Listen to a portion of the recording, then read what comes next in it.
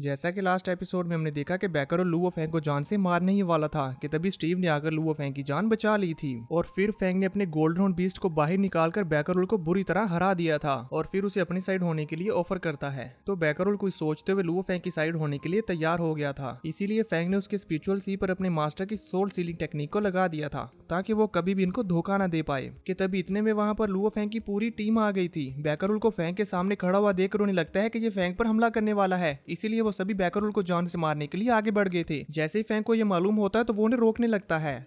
अब आगे episode start होता है। हमें नोलांसन क्लैन लीडर के स्पेसशिप को दिखाया जाता है जिसमें नोलांसन क्लैन लीडर अपने थ्रोन पर बैठा हुआ था और उनके सामने मॉनिटर पर काउंटडाउन हो रहा था कि बैकरोल और ड्यून कब अर्थ पर पहुंचने वाले हैं, जिसमें 3 आवर्स और 7 मिनट बाकी थे। कि तभी इतने में मॉनिटर पर हलचल होती है और उन्हें ड्यून के वाइटल सिग्नल्स का दिखाया जाता है कि उसके वाइटल सिग्नल्स बिल्कुल ही खत्म हो गए हैं। ये देखकर उनकी ये सिस्टम हैरान हो जाती है। इससे पहले कि वो पीछे मुड़कर क्लैन लीडर को कुछ बता पाती कि तभी क्लैन लीडर उसके पास से बड़ी तेजी के साथ गुजरते हैं और मॉनिटर के पास चले गए थे। वो मॉनिटर को इतनी नजदीक से देखते हुए कहते हैं ड्यून के वाइटल सिग्नल 0 हो गए, ये कैसे पॉसिबल है। पास खड़े हुए वॉरियर्स भी ये देखकर हैरान थे। कि तभी इतने में क्लैन लीडर बैकरोल से कांटेक्ट करने की कोशिश करते हैं और उससे कहते हैं बैकरोल जल्दी से सिचुएशन की रिपोर्ट करो। पर हम देखते हैं कि ये लोग बैकरोल से कांटेक्ट नहीं कर पा रहे थे और उनके सामने एरर आ जाता है। उस एरर को देखकर नोलांसन क्लैन लीडर चौंकते हुए कहते हैं क्या इसके सिग्नल्स ऐसे कैसे डिसअपीयर हो गए। बैकरोल जल्दी कांटेक्ट करो। नोलांसन क्लैन लीडर ये जोर जोर से कहते हैं और फिर अपना किलिंग ऑरा रिलीज करते हैं जो कि इतना ज्यादा होता है कि उनके आसपास खड़े हुए वॉरियर्स वो लोग तो वहां पर खड़े भी नहीं रह पाते और एआई तोड़ के बेचारी दूर जा गिरी थी। अब नोलांसन क्लैन लीडर को बहुत ज्यादा गुस्सा आ चुका था और उनका खून बुरी तरह से खोल रहा होता है। तभी सीन कट हो जाता है और दूसरी तरफ हमें दिखाया जाता है मार्स का सीन जहां पर लुओ फैंग और उसकी पूरी टीम खुद को हील कर रही थी। हील हो जाने के बाद लुओ फैंग स्टीव से कहता है तुमने बहुत ही अच्छा काम किया और अब तुम्हारा नेक्स्ट मिशन है बुलान प्लेनेट पर जाकर स्पेस पर नजर रखना और अगर तुम्हें वहां पर कुछ भी गड़बड़ लगे या फिर ऐसा लगे कि दूसरी फोर्सेस अर्थ पर हमला करने के लिए आ रही हैं तो तुम फौरन हमें कांटेक्ट करोगे और वहां पर हो रही सारी एबनॉर्मलिटीज के बारे में प्रॉपर रिपोर्ट करोगे। जिस पर स्टीव कहता है यस बॉस और फिर वो लुओ फैंग के सामने झुकने के बाद फौरन वहां से चला गया था। अब इसके बाद वॉरियलिशन जल्दी से लुओ फैंग के पास आते हैं और उसके कंधे पर हाथ रखते हुए कहते हैं थर्ड ब्रदर आप वाकई कमाल के हो, पर मुझे समझ नहीं आ रहा कि आपने उस रेल गन अटैक का कैसे मुकाबला किया और फिर इतनी जल्दी रिकवर भी कर लिया, कैसे। फैंग के पास उनकी इस बात का कोई भी आंसर नहीं था, इसलिए वो सोच में पड़ गया था कि अब मैं क्या कहूँ, इन्हें सच भी नहीं बता सकता। जबकि बोबाता वर्चुअल वर्ल्ड में बैठे हुए फैंग की हालत को बाखूबी समझ पा रही थी, इसलिए वो गौर से उसे घूरती है और फिर भी मुझे ही अब सारी सिचुएशन को संभालना होगा। इसलिए वो जल्दी से वर्चुअल वर्ल्ड से बाहर आ जाती है और वॉरियलिशन को पीछे धकेलते हुए कहती है ऑफ कोर्स मैंने अपने मास्टर के सीक्रेट हीलिंग मेथड को यूज करते हुए इसे हील किया। ये कहते साथ साथ वो वॉरियलिशन को इशारे में कहती है मेरी तुम पर नजर है। तो वॉरियलिशन उसकी उंगली को पकड़ते हुए साइड करते और कहते हैं हाँ समझ गया। अब बाता गुस्से में लुओ फैंग के पास जाती है और उसे कहती है तुम नेक्स्ट टाइम अगर तुमने खुद से बिना बताए ऐसे सेल्फ डिस्ट्रक्टिव टेक्निक का यूज किया ना तो फिर देखना मैं तुम्हारे साथ क्या करती हूँ। खबरदार अगर दोबारा ऐसा कुछ किया तो। फैंग भी बोबाता से काफी डर रहा था और वो भी नहीं कभी नहीं होगा दोबारा ऐसे। बोबाता के चले जाने के बाद वो भी सुकून का सांस लेता है। एक तरफ ये सब हो रहा था जबकि दूसरी तरफ बैकरोल मैंगी और रोगियों को पूरी तरह से स्कैन करके देख रहा होता है। इवन कि वो उनकी बॉडी को स्कैन करने के साथ साथ उनके माइंड को भी स्कैन करता है। स्कैन कर लेने के बाद वो हैरान हो जाता है और फिर लुओ फैंग के पास आते हुए उससे कहता है बॉस वो दोनों स्लेव्स हैं पर उनके स्पिरिचुअल सी में कोई भी सोल सीलिंग ओथ नहीं है और ना ही उनके माइंड में कोई बायोलॉजिकल चिप लगी हुई है जिससे उन्हें कंट्रोल किया जाए। ऐसा क्यों। फैंग उन दोनों की तरफ देखते हुए बैकरोल को कहता है क्योंकि वो स्लेव्स नहीं हैं, वो हमारे पार्टनर्स हैं और हम एक दूसरे पर ट्रस्ट करते हैं। वो दोनों फ्री इंडिविजुअल्स हैं और इस यूनिवर्स में स्लेव्स की एग्जिस्टेंस एक बैड हैबिट है। मैं नहीं चाहता कि कोई भी स्लेव बने। लुओ फैंग की बात सुनकर बैकरोल सोचने लगता है और कहता है पार्टनर, और फिर वो उन दोनों की तरफ देखता है। तब भी फैंग उसे कहता है अगर तुम ट्रस्टेड पार्टनर बनना चाहते हो तो ये तुम्हें खुद अर्न करना होगा। ये कहते हुए लुओ फैंग बैकरोल के कंधे पर भी हाथ रखता है जिसे देखकर बैकरोल थोड़ी देर के लिए हैरान तो हुआ था लेकिन फिर वो अच्छा फील करता है क्योंकि आज से पहले उसे इस तरह से किसी ने भी ट्रीट नहीं किया पर फैंग कर रहा है जो कि बैकरोल को भी अच्छा लग रहा था और वो फैंग के इस बिहेवियर से काफी खुश होता है और फिर से ओगी और मैंगी की तरफ देखने लगता है कि कैसे ये दोनों यहाँ पर कितने खुश हैं। लुओ फैंग बैकरोल को इस तरह से उन्हें देखते हुए देखकर लीडर होंग से कहता है पता नहीं ये क्या सोच रहा है और फिर उससे पूछता है बैकरोल अब क्योंकि नोलांसन्स का ये मिशन फेल हो चुका है तो वो लोग और क्या कर सकते हैं।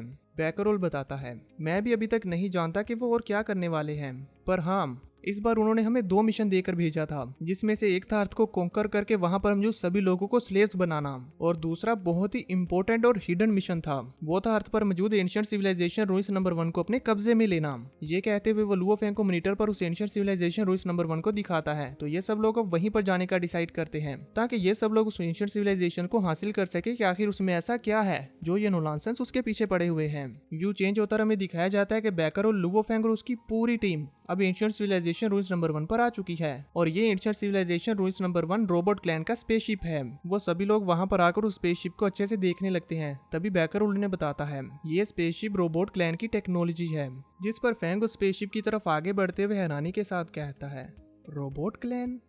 इस पर बुवाता वहां पर आते हुए फेंग को बताती है, रोबोट क्लैन टेक्नोलॉजी के मामले में इस यूनिवर्स में सबसे ज्यादा एडवांस्ड रेस है। उनसे ज्यादा टेक्नोलॉजी के बारे में इस यूनिवर्स में कोई नहीं जानता। टेक्नोलॉजी के मामले में वो लोग इस यूनिवर्स में हाईएस्ट लेवल पर हैं। वो लोग जितने भी मैकेनिकल रोबोट्स को बनाते हैं वो सभी के सभी इंटेलिजेंट लाइफ होते हैं। जो कोई भी स्पेसशिप का ऑनर रहा होगा वो जरूर मैकेनिकल इमोर्टल होगा, और मरने से पहले उसने स्पेसशिप के अंदर काफी सारे सेल्फ डिफेंस सिस्टम लगा दिए होंगे। और देखने से ही मालूम हो रहा है कि ये एक ई क्लास स्पेसशिप है, और इसका जो डिफेंस सिस्टम है वो एटलीस्ट डी लेवल का होगा। जो कोई भी इसके अंदर जाने की कोशिश करेगा उसे इसके डिफेंस सिस्टम से होते हुए गुजरना होगा, और वो जो इसके डिफेंस सिस्टम को बर्दाश्त नहीं कर सकते वो फौरी तौर पर वहां पर डिस्ट्रॉय होकर राख बन जाएंगे। उसकी इस बात पर फेंग हैरान होते हुए कहता है, अगर ऐसा है तो फिर मुझे क्या करना होगा? तो वो बाता उसे कहती है, सिर्फ एक रास्ता है।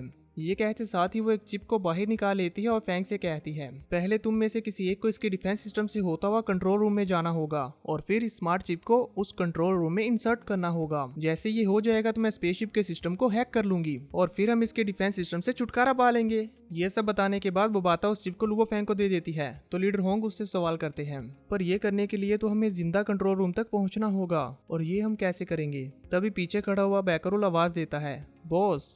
सभी लोग पीछे मुड़ के उसे देखते हैं। तो बैकरोल फेंग के पास आता और उसे बताता है, बॉस मैं यूनिवर्स लेवल 8 पर हूँ, और मैंने अपने आर्मर के अंदर 3rd लेवल का फोर्स सूट पहना हुआ है, और इसके साथ साथ मेरा जो आर्मर है वो D5 लेवल का है, यानी कि मैं स्पेसशिप के डिफेंस सिस्टम से होता हुआ अंदर जा सकता हूँ। तो आप ये काम मुझ पर छोड़ सकते हैं। ये कहने के बाद बैकरोल फेंग के सामने अपना सर झुका लेता है। तो अब थोड़ी देर के लिए फेंग कुछ सोचता है और फिर बैकरोल की तरफ बढ़ते हुए कहता है, अब हमारे पास भी सिर्फ यही एक रास्ता है।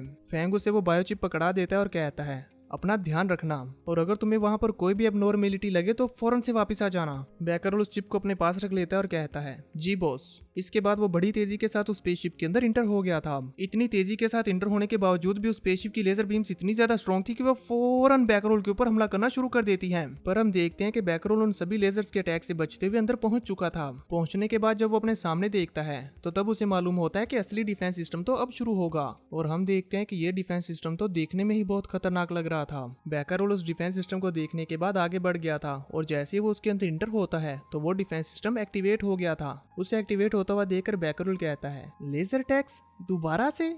अरे अब तो कुछ यूनिक करो।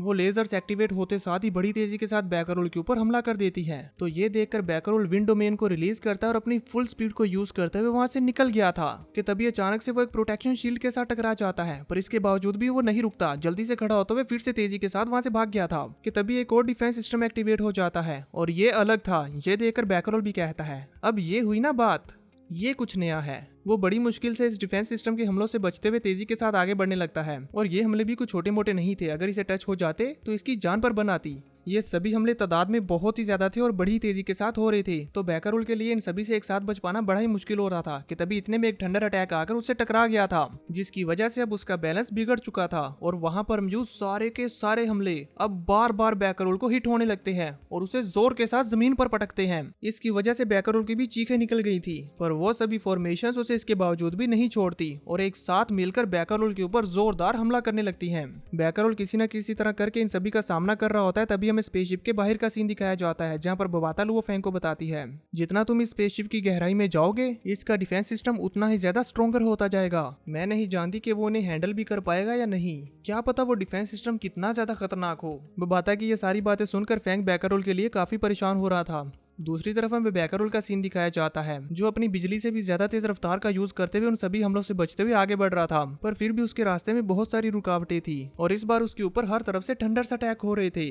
पर बैकरोल कहता है कि एक बार तुमने मुझे हिट क्या कर लिया, तुम्हें लगता है कि तुम बार बार मुझे हिट कर सकते हो। ये सब कहते हुए बैकरोल बड़ी आसानी से उन सभी हमलों से बचते हुए उनके डिफेंस सिस्टम को तोड़कर उससे बाहर निकल जाता है और फिर अपनी शील्ड का यूज करते हुए वहां पर लगे हुए प्रोटेक्शन बैरियर के भी टुकड़े टुकड़े कर देता है। इस प्रोटेक्शन शील्ड के टुकड़े टुकड़े होने की वजह से इसके झटके बाहर तक लुओ फेंग और उसकी टीम को महसूस हो रही थी। इसकी वजह से वो और भी घबराने लगते हैं कि कहीं बैकरोल के साथ कुछ हो तो नहीं गया। जबकि दूसरी तरफ हम देखते हैं कि बैकरोल इस प्रोटेक्शन बैरियर को तोड़ने के बाद उस स्पेसशिप के और अंदर चला जाता है और वहां और अंदर जाने पर उसे एक टेलीपोर्टेशन पोर्टल नजर आता है। बेसिकली ये एक लिफ्ट की तरह काम करता था। तो बैकरोल जैसे ही उस पोर्टल पर जाता है तो वो उसे टेलीपोर्ट करते हुए कंट्रोल रूम में ले गया था। इधर लीडर होंग परेशान होते हुए लुओ फेंग से कहते हैं उसे अंदर गए हुए काफी टाइम हो गया है और अब तो कोई हलचल भी नहीं हो रही। अभी वो इतना कहते हैं कि तभी लुओ फेंग को बैकरोल की कॉल आ जाती है, जो फेंग को बताता है बॉस मैंने सक्सेसफुली इसकी डिफेंस को क्रॉस कर लिया। जिस पर ये सभी बहुत खुश हो जाते हैं और फेंग बैकरोल से कहता है गुड जॉब।